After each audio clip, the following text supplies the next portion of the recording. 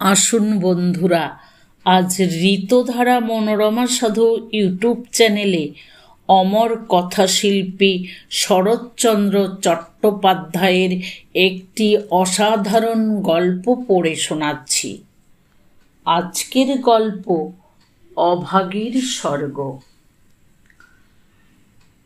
ঠাকুরদাস মুখুজ্জের বর্ষীয়সী স্ত্রী 7 দিনের জ্বরে মারা গেলেন। বৃদ্ধ মুখোপাধ্যায় মহাশয় ধানের কারবারে অতিশয় সঙ্গতিপন্ন। তার 4 ছেলে 3 মেয়ে। ছেলে মেয়েদের ছেলেপুলে হইয়াছে। জামাইরা প্রতিবেশীর দল, চাকর বাকর, সে যেন একটা উৎসব বাঁধিয়া গেল। সমস্ত গ্রামের লোক ধুমধামের শবযাত্রা ভিড় করিয়া দেখিতে আসিল। মেয়েরা কাঁদিতে কাঁদিতে মায়ের 2 পায়ে গাঢ় করিয়া আলতা এবং মাথায় ঘন করিয়া সিন্দুর লেপিয়া দিল।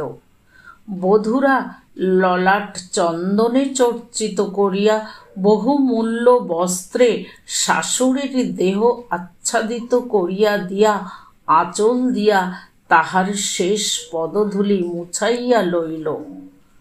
পুষ্পে পত্রে গন্ধে মাল্যে কলরবে মনে হইল না যে এ কোনো শোকের ব্যাপার। এ যেন বড় বাড়ির গৃহিণী 50 বর্ষ পরে আর একবার নূতন করিয়া তাহার স্বামী গৃহে যাত্রা করিতেছেন। বৃদ্ধ মুখোপাধ্যায় শান্ত মুখে তাহার চিরদিনের সঙ্গিনীকে শেষ বিদায় দিয়া অলক্ষ্যে 2 ফোঁটা চোখের জল মুছিয়া শোকার্ত কন্যা ও বধূগণকে সান্ত্বনা দিতে লাগিলেন। প্রবল হরিধ্বনিতে প্রভাত আকাশ আলোড়িত করিয়া সমস্ত গ্রাম সঙ্গে সঙ্গে চলিল। আর একটি প্রাণী একটু দূরে থাকিয়া এই দলের সঙ্গী হইল, সে কাঙালির মা। সে তাহার কুটির প্রাঙ্গণের গোটা কয়েক বেগুন তুলিয়া এই পথে হাটে চলিয়াছিল। এই দৃশ্য দেখিয়া আর নড়িতে পারিল না। রহিল তাহার হাটে যাওয়া, রহিল তাহার আঁচলে বেগুন বাঁধা। সে চোখের জল মুছিতে মুছিতে সকলের পিছনে শ্মশানে আসিয়া উপস্থিত হইল। গ্রামের একান্তে গরুর নদীর তীরে শ্মশান। সেখানে পূর্বাহ্নে কাঠের ভার, চন্দনের টুকরা, ঘৃত, মধু, ধূপ, ধূনা প্রভৃতি উপকরণ সঞ্চিত হইয়াছিল। কাঙালির মা ছোট জাত, দুলের মেয়ে বলিয়া কাছে যাইতে সাহস পাইল না। তফাতে একটা উঁচু ঢিপির মধ্যে দাঁড়াইয়া সমস্ত অন্ত্যেষ্টিক্রিয়া প্রথম হইতে শেষ পর্যন্ত উৎসুক আগ্রহে চোখ মেলিয়া দেখিতে লাগিল। প্রশস্ত ও পর্যাপ্ত চিতার পরে যখন সব স্থাপিত করা হইল, তখন তাহার রাঙা পা 2খানি দেখিয়া তাহার 2 চক্ষু জুড়াইয়া গেল। ইচ্ছা হইল ছুটিয়া গিয়া 1 বিন্দু আলতা মুছাইয়া লইয়া মাথায় দেয়। বহু কণ্ঠের হরিধ্বনির সহিত পুত্র হস্তের মন্ত্রপুত অগ্নি যখন সংযোজিত হইল, তখন তাহার চোখ দিয়া ঝরঝর করিয়া জল পড়িতে লাগিল। মনে মনে বারংবার বলিতে লাগিল, ভাগ্যিমানী মা, তুমি স্বর্গে যাচ্ছ, আমাকেও আশীর্বাদ করে যাও, আমিও যেন এমনই কাঙালির হাতের আগুনটুকু পাই। ছেলের হাতের আগুন, সে তো সোজা কথা নয়। স্বামী, পুত্র, কন্যা, নাতি নাতনি, দাস দাসী, পরিজন, সমস্ত সংসার উজ্জ্বল রাখিয়া এই যে স্বর্গারোহণ। দেখিয়া তাহার বুক ফুলিয়া ফুলিয়া উঠিতে লাগিল। এ সৌভাগ্যের সে যেন আর ইয়ত্তা করিতে পারিল না। সদ্য প্রজ্বলিত চিতার অজস্র ধোঁয়া নীল রঙের ছায়া ফেলিয়া ঘুরিয়া ঘুরিয়া আকাশে উঠিতেছিল। কাঙালির মা ইহারই মধ্যে ছোট একখানি রথের চেহারা যেন স্পষ্ট দেখিতে পাইল।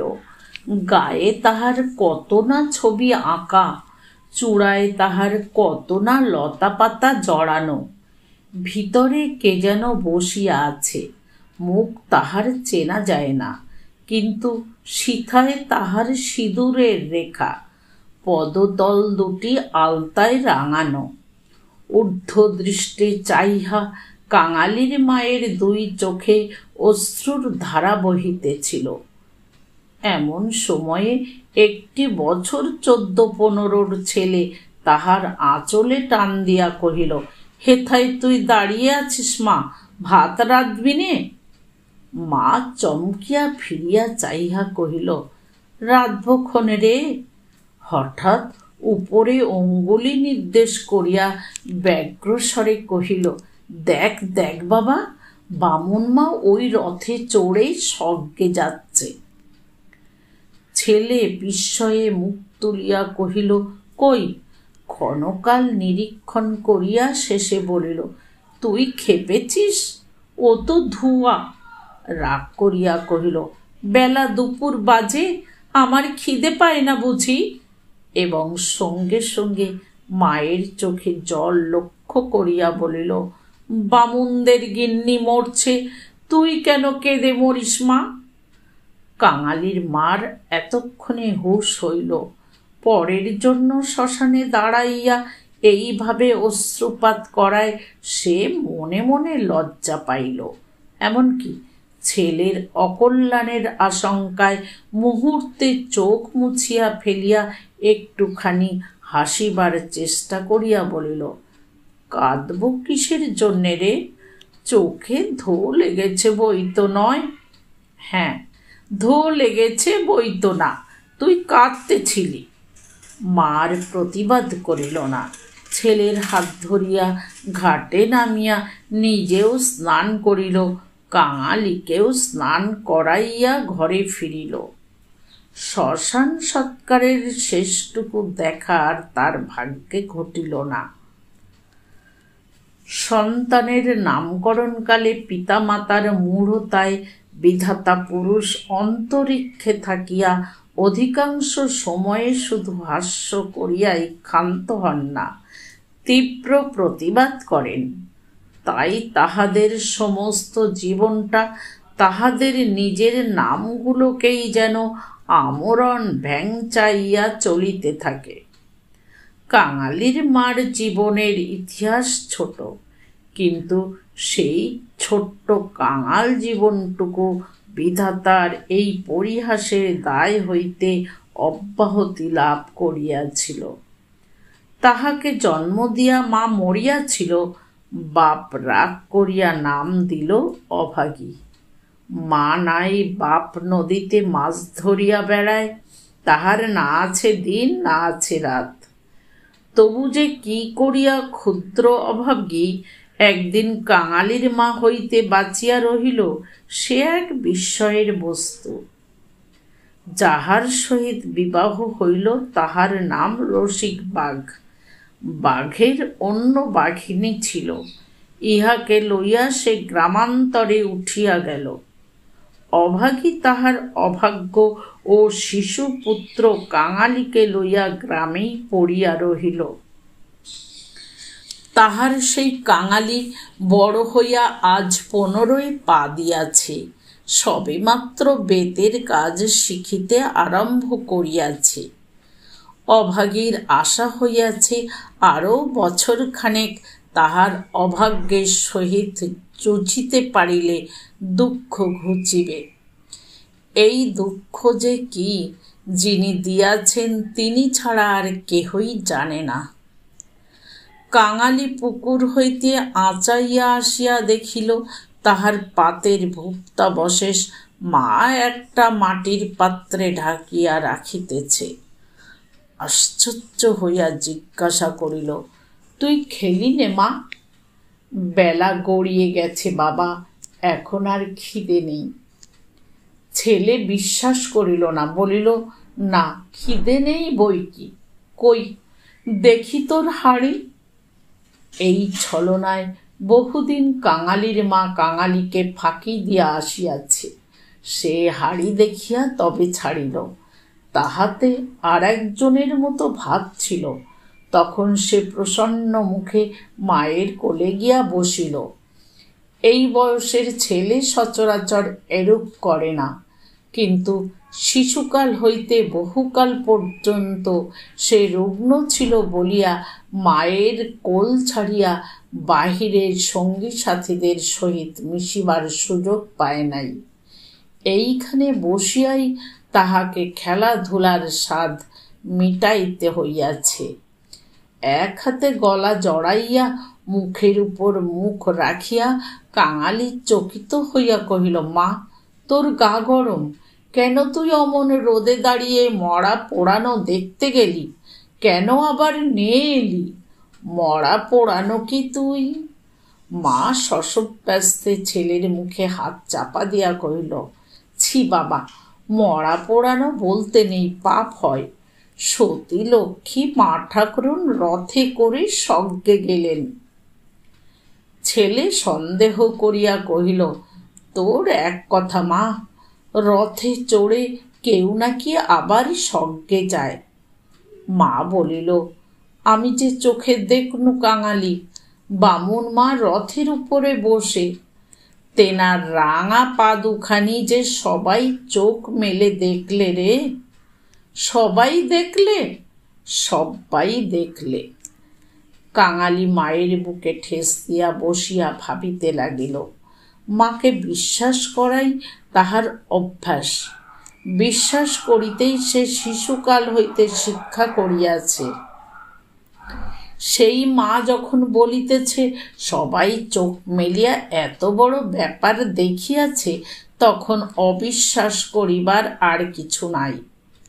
খানিক পরে আস্তে আস্তে কহিল, তাহলে তুইও তো মা স্বর্গে যাবি? বিন্দির মা সেদিন রাখালের পিসিকে বলতেছিল, ক্যাংলার মার মতো সতী লক্ষ্মী আর দুলে পাড়ায় নেই। কাঙালির মা চুপ করিয়া রহিল। কাঙালি তেমনি ধীরে ধীরে কহিতে লাগিল, বাবা যখন তোরে ছেড়ে দিলে তখন তোরে কত লোকে তো নিকে করতে সাধাসাধি করলে, কিন্তু তুই বললি না, বললি ক্যাঙালি বাঁচলেই আমার দুঃখ ঘুচবে। আবার নিকে করতে যাব কিসের জন্যে? হ্যাঁ মা, তুই নিকে করলে আমি কোথায় থাকতুম? আমি হয়তো না খেতে পেয়ে এতদিনে কবে মরে যেতুম। মা ছেলেকে দুই হাতে বুকে চাপিয়া ধরিল। বস্তুত সেদিন তাহাকে এ পরামর্শ কম লোকে দেয় নাই, এবং যখন সে কিছুতেই রাজি হইল না, তখন উৎপাত উপদ্রব তাহার প্রতি সামান্য হয় নাই। সেই কথা স্মরণ করিয়া অভাগীর চোখ দিয়া জল পড়িতে লাগিল। ছেলে হাত দিয়া মুছাইয়া দিয়া বলিল, ক্যাতাটা পেতে দেব মা, শুবি? মা চুপ করিয়া রহিল। কাঙালি মাদুর পাতিল, কাঁথা পাতিল, মাচার উপর হইতে ছোট বালিশটি পাড়িয়া দিয়া হাত ধরিয়া তাহাকে বিছানায় টানিয়া লইয়া যাইতে মা কহিল, কাঙালি, আজ তোর আর কাজে গিয়ে কাজ নেই। কাজ কামাই করিবার প্রস্তাব কাঙালির খুব ভালো লাগিল, কিন্তু কহিল, জলপানির পয়সা দুটো তো তাহলে দেবে না মা? না দিগ্গে, আয় তোকে রূপকথা বলি। আর প্রলুব্ধ করিতে হইল না। কাঙালি তৎক্ষণাৎ মায়ের বুক ঘেঁষিয়া শুইয়া পড়িয়া কহিল, বল তাহলে। রাজপুত্তর, কোটালপুত্তর আর সেই পক্ষীরাজ ঘোড়া। অভাগী রাজপুত্র, কোটালপুত্র আর পক্ষীরাজ ঘোড়ার কথা দিয়া গল্প আরম্ভ করিল। এ সকল তাহার পরের কাছে কতদিনের শোনা এবং কতদিনের বলা উপকথা। কিন্তু মুহূর্ত কয়েক পরে কোথায় গেল তাহার রাজপুত্র, আর কোথায় গেল তাহার কোটালপুত্র? সে এমন উপকথা শুরু করিল যাহা পরের কাছে তাহার শেখা নয়, নিজের সৃষ্টি। জ্বর তাহার যত বাড়িতে লাগিল, উষ্ণ রক্তস্রোত যত দ্রুত বেগে মস্তিষ্কে বহিতে লাগিল, ততই সে যেন নব নব উপকথার ইন্দ্রজাল রচনা করিয়া চলিতে লাগিল। ভয়ে বিস্ময়ে পুলকে সে সজোরে মায়ের গলা জড়াইয়া তাহার বুকের মধ্যে যেন মিশিয়া যাইতে লাগিল। বাহিরে বেলা শেষ হইল, সূর্য অস্ত গেল, সন্ধ্যার ম্লান ছায়া গাঢ়তর হইয়া চরাচর ব্যপ্ত করিল, কিন্তু ঘরের মধ্যে আজ আর দীপ জ্বলিল না। গৃহস্থের শেষ কর্তব্য সমাধা করিতে কেহ উঠিল না। নিবিড় অন্ধকারে কেবল রুগ্ন মাতার অবাধ গুঞ্জন নিস্তব্ধ পুত্রের কর্ণে সুধাবর্ষণ করিয়া চলিতে লাগিল। সেই শ্মশান ও শ্মশান যাত্রার কাহিনী, সেই রথ, সেই রাঙা পা দুটি, সেই তার স্বর্গে যাওয়া। কেমন করিয়া শোকার্ত স্বামী শেষ পদধূলি দিয়া কাঁদিয়া বিদায় দিলেন, কি করিয়া হরিধ্বনি দিয়া ছেলেরা মাতাকে বহন করিয়া লইয়া গেল। তারপরে সন্তানের হাতের আগুন, সে আগুন তো আগুন নয় কাঙালি, সে তো হরি। তার আকাশ জোড়া ধুয়ো তো ধুয়ো নয় বাবা, সেই তো স্বর্গের রথ। কাঙালি চরণ, বাবা আমার, কেন মা? তোর হাতের আগুন যদি পাই বাবা, বামুন মার মতো আমিও স্বর্গে যেতে পাব। কাঙালি অস্ফুটে শুধু কহিল, যা, বলতে নেই। মা সে কথা বোধ করি শুনিতেও পাইল না।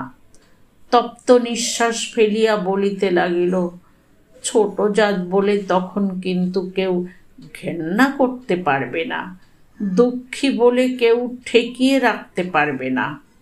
ইস, ছেলের হাতের আগুন, রথকে যে আসতেই হবে।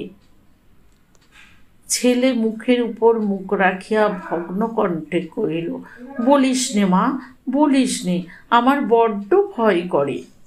মা কহিল, আর দেখ কাঙালি, তোর বাবাকে একবার ধরে আনবি, অমনি যেন পায়ের ধুলো মাথায় দিয়ে আমাকে বিদায় দেয়, অমনি পায়ে আলতা, মাথায় সিঁদুর দিয়ে। কিন্তু কে বা দেবে? তুই দিবি না রে কাঙালি? তুই আমার ছেলে, তুই আমার মেয়ে, তুই আমার সব। বলিতে বলিতে সে ছেলেকে একেবারে বুকে চাপিয়া ধরিল। অভাগীর জীবন নাট্যের শেষ অঙ্ক পরিসমাপ্ত হইতে চলিল। বিস্তৃতি বেশি নয়, সামান্যই। বোধ করি 30টা বৎসর আজও পার হইয়াছে কি হয় নাই। শেষও হইল তেমনি সামান্যভাবে। গ্রামে কবিরাজ ছিল না, ভিন্ন গ্রামে তাহার বাস। কাঙালি গিয়া কাদাকাটি করিল, হাতে পায়ে পড়িল, শেষে ঘটি বাধা দিয়া তাহাকে 1 টাকা প্রণামী দিল। তিনি আসিলেন না, গোটা 4 বড়ি দিলেন। তাহার কত কি আয়োজন! খল, মধু, আদার সত্ত্ব, তুলসী পাতার রস। কাঙালির মা ছেলের প্রতি রাগ করিয়া বলিল, কেন তুই আমাকে না বলে ঘটি বাধা দিতে গেলি বাবা? হাত পাতিয়া বড়ি কয়টি গ্রহণ করিয়া মাথায় ঠেকাইয়া উনানে ফেলিয়া দিয়া কহিল, ভালো হইত, এতেই হব। বাগদি দুলের ঘরে কেউ কখনো ওষুধ খেয়ে বাঁচে না। দিন 2-3 এমনি গেল। প্রতিবেশীরা খবর পাইয়া দেখিতে আসিল। যে যাহা মুষ্টিযোগ জানিত, হরিণের শিঙা ঘষা জল, গেটে কড়ি পুড়াইয়া মধুতে মারিয়া চাটাইয়া দেওয়া, ইত্যাদি অব্যর্থ ঔষধের সন্ধান দিয়া যে যাহার কাজে গেল। ছেলে মানুষ কাঙালি ব্যতিব্যস্ত হইয়া উঠিতে মা তাহাকে কাছে টানিয়া লইয়া কহিল, কোবরেজের বড়িতে কিছু হলো না বাবা, আর ওদের ওষুধে কাজ হবে? আমি এমনি ভালো হব। কাঙালি কাঁদিয়া কহিল, তুই বড়ি তো খেলি নে মা, উনুনে ফেলে দিলি, এমনি কি কেউ সারে? আমি এমনি সেরে যাব, তার চেয়ে তুই দুটো ভাতে ভাত ফুটিয়ে নিয়ে খা দেখি, আমি চেয়ে দেখি। কাঙালি এই প্রথম অপটু হস্তে ভাত রাঁধিতে প্রবৃত্ত হইল। না পারিল ফ্যান ঝাড়িতে, না পারিল ভালো করিয়া ভাত বাড়িতে। উনান তাহার জ্বলে না, ভিতরে জল পড়িয়া ধোঁয়া হয়, ভাত ঢালিতে চারিদিকে ছড়াইয়া পড়ে। মায়ের চোখ ছলছল করিয়া আসিল। নিজে একবার উঠিবার চেষ্টা করিল, কিন্তু মাথা সোজা করিতে পারিল না, শয্যায় লুটাইয়া পড়িল।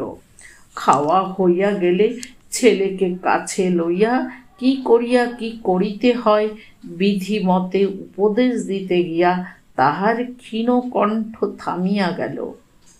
চোখ দিয়া কেবল অবিরল ধারে জল পড়িতে লাগিল। গ্রামে ঈশ্বর নাপিত নারী দেখিতে জানিত। পরদিন সকালে সে হাত দেখিয়া তাহারই সম্মুখে মুখ গম্ভীর করিল, দীর্ঘ নিঃশ্বাস ফেলিল এবং শেষে মাথা নাড়িয়া উঠিয়া গেল।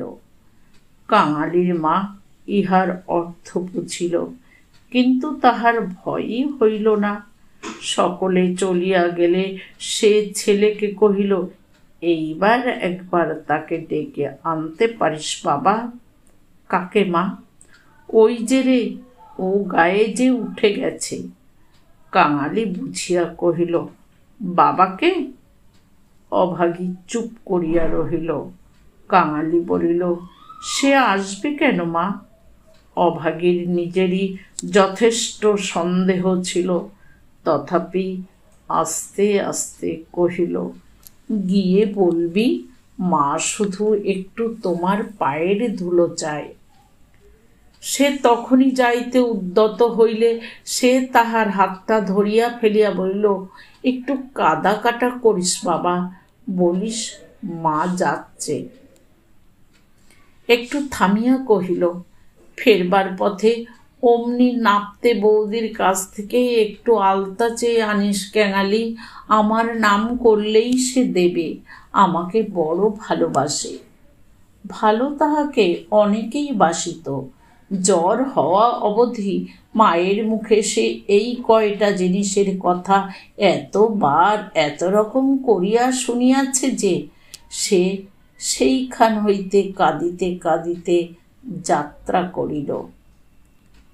পরদিন রসিক দুলে সময় মতো যখন আসিয়া উপস্থিত হইল, তখন অভাগীর আর বড় জ্ঞান নাই। মুখের পরে মরণের ছায়া পড়িয়াছে, চোখের দৃষ্টি এ সংসারের কাজ ছাড়িয়া কোথায় কোন অজানা দেশে চলিয়া গেছে। কাঙালি মা হয়তো বুঝিল, হয়তো বুঝিল না, হয়তোবা তাহার গভীর সঞ্চিত বাসনা সংস্কারের মতো তাহার আচ্ছন্ন চেতনায় ঘা দিল।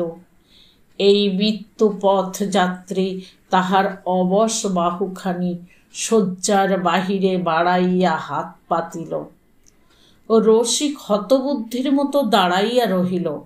পৃথিবীতে তাহারও পায়ের ধুলার প্রয়োজন আছে, ইহাও কেহ নাকি চাহিতে পারে, তাহা তাহার কল্পনার অতীত। বিন্দির পিসি দাঁড়াইয়াছিল, সে কহিল, দাও বাবা দাও, একটু পায়ের ধুলো। রসিক অগ্রসর হইয়া আসিল।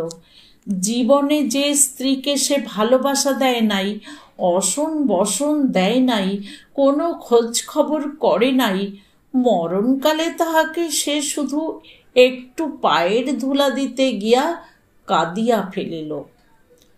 রাখালের মা বলিল, এমন সতীলক্ষ্মী বামুন কায়েতের ঘরে না জন্মে ও আমাদের দুলের ঘরে জন্মালো কেন? এইবার ওর একটু গতি করে দাও বাবা। ক্যাংলার হাতের আগুনের লোভে ও যেন প্রাণটা দিলে। অভাগীর অভাগ্যের দেবতা অগোচরে বসিয়া কি ভাবিলেন জানি না, কিন্তু ছেলে মানুষ কাঙালির বুকে গিয়া এ কথা যেন তীরের মতো বিঁধিল। সেদিন দিনের বেলাটা কাটিল, প্রথম রাত্রিটাও কাটিল, কিন্তু প্রভাতের জন্য কাঙালির মা আর অপেক্ষা করিতে পারিল না। কি জানি এত ছোট জাতের জন্য স্বর্গে রথের ব্যবস্থা আছে কিনা, কিংবা অন্ধকারে পায়ে হাঁটিয়াই তাহাদের রওনা হইতে হয়। কিন্তু এটা বোঝা গেল রাত্রি শেষ না হইতেই এ দুনিয়া সে ত্যাগ করিয়া গেছে। কুটির প্রাঙ্গণে একটা বেলগাছ, একটা কুড়ুল চাহিয়া আনিয়া রসিক তাহাতে ঘা দিয়াছে কি দেয় নাই, জমিদারের দরোয়ান কোথা হইতে ছুটিয়া আসিয়া তাহার গালে সশব্দে একটা চড় কষাইয়া দিল। কুড়ুল কাড়িয়া লইয়া কহিল, শালা, এ কি তোর বাপের গাছ আছে যে কাটতে লেগেছিস? রসিক গালে হাত বুলাইতে লাগিল।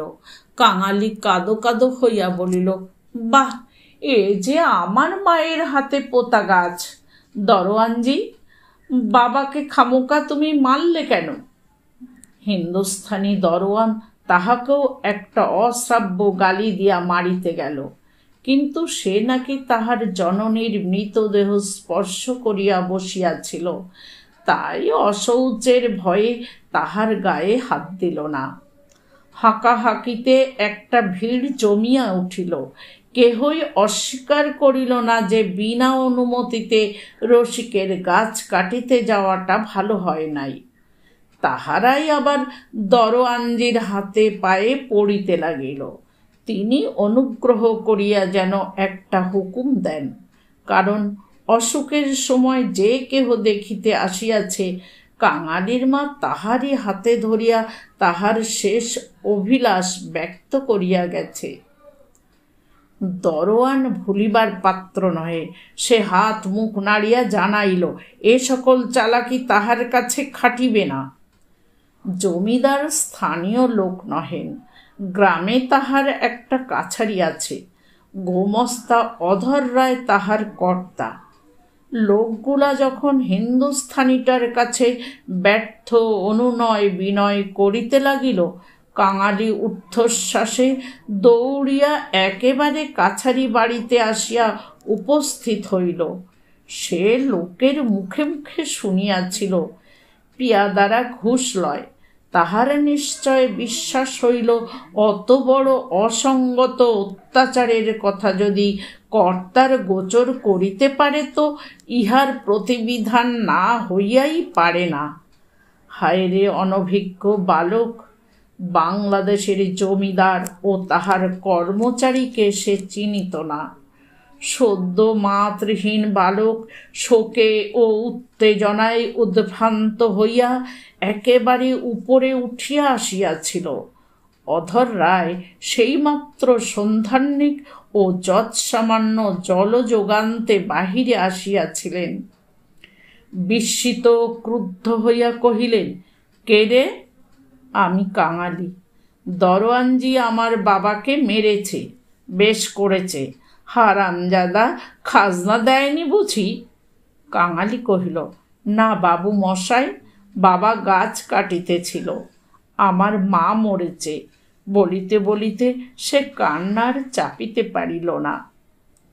সকালবেলা এই কান্না কাটিতে অধর অত্যন্ত বিরক্ত হইলেন। ছোড়াটা মরা ছুঁয়া আসিয়াছে, কি জানি এখানকার কিছু ছুঁয়া ফেলিল নাকি। ধমক দিয়া বলিলেন, মা মরেছে তো যা নিচে নেবে দাঁড়া। ওরে, কে আছিস রে? এখানে একটু গোবর জল ছড়িয়ে দে। কি জাতের ছেলে তুই? কাঙালি সভয়ে প্রাঙ্গণে নামিয়া দাঁড়াইয়া কহিল, আমরা দুলে। অধর কহিলেন, দুলে? দুলের মড়ায় কাঠ কি হবে শুনি? কাঙালি বলিল, মাঝে আমাকে আগুন দিতে বলে গেছে। তুমি জিজ্ঞেস করো না বাবু মশাই, মাঝে সবাইকে বলে গেছে, সকলে শুনেছে যে। মায়ের কথা বলিতে গিয়া তাহার অনুক্ষণের সমস্ত অনুরোধ উপরোধ মুহূর্তে স্মরণ হইয়া কণ্ঠ যেন তাহার কান্নায় ফাটিয়া পড়িতে চাহিল। অধর কহিলেন, মাকে পড়াবি তো গাছের দাম 5 টাকা আনগে, পারবি? কাঙালি জানিত তাহা অসম্ভব। তাহার উত্তরীয় কিনিবার মূল্য স্বরূপ তাহার ভাত খাইবার পিতলের কাশিটি বিন্দির পিসি 1 টাকায় বাধা দিতে গিয়াছে, সে চোখে দেখিয়া আসিয়াছে। সে ঘাড় নাড়িল, বলিল না। অধর মুখখানা অত্যন্ত বিকৃত করিয়া কহিলেন, না তো, মাকে নিয়ে নদীর চড়ায় পুঁতে ফেলগে যা।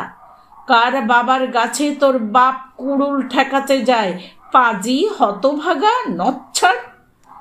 কাঙালি বলিল, সে যে আমাদের উঠানের গাছ বাবু মশাই, সে যে আমার মায়ের হাতে পোতা গাছ। হাতে পোতা গাছ? পাড়ে বেটাকে গলা ধাক্কা দিয়ে বার করে দে তো। পাড়ে আসিয়া গলা ধাক্কা দিল এবং এমন কথা উচ্চারণ করিল যাহা কেবল জমিদারের কর্মচারীরাই পারে।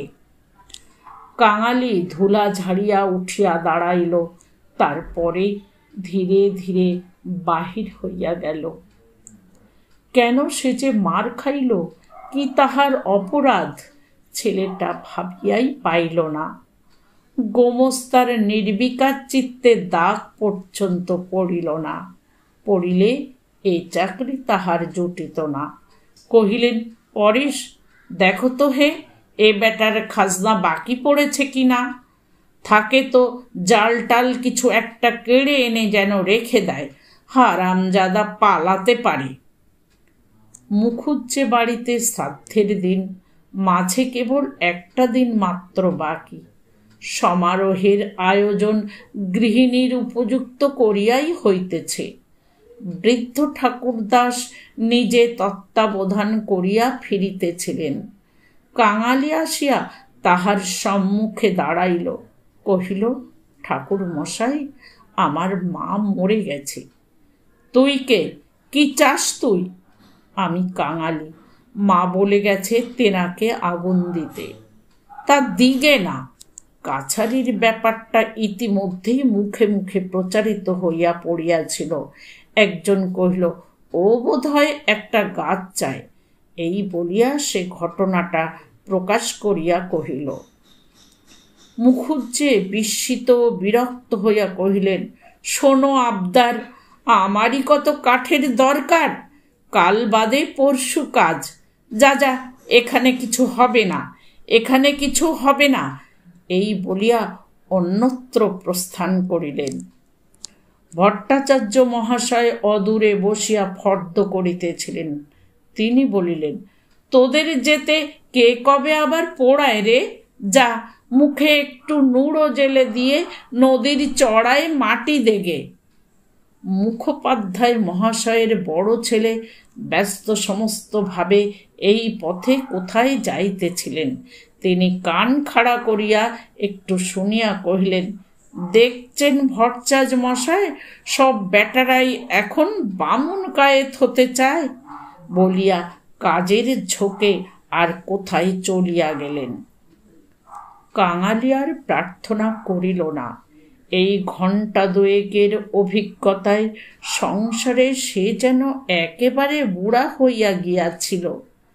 নিঃশব্দে ধীরে ধীরে তাহার মরা মায়ের কাছে গিয়া উপস্থিত হইল। নদীর চরে গর্ত খুঁড়িয়া অভাগীকে শোয়ানো হইল। রাখালের মা কাঙালির হাতে একটা খড়ের আটি জ্বালিয়া দিয়া তাহারই হাত ধরিয়া মায়ের মুখে স্পর্শ করাইয়া ফেলিয়া দিল। তারপরে সকলে মিলিয়া মাটি চাপা দিয়া কাঙালির মায়ের শেষ চিহ্ন বিলুপ্ত করিয়া দিল। সবাই সকল কাজে ব্যস্ত, শুধু সেই পোড়া খড়ের আঁটি হইতে যে স্বল্প ধোঁয়াটুকু ঘুরিয়া ঘুরিয়া আকাশে উঠিতেছিল তাহারই প্রতি পলকহীন চক্ষু পাতিয়া কাঙালি ঊর্ধ্ব দৃষ্টে স্তব্ধ হইয়া চাহিয়া রহিল।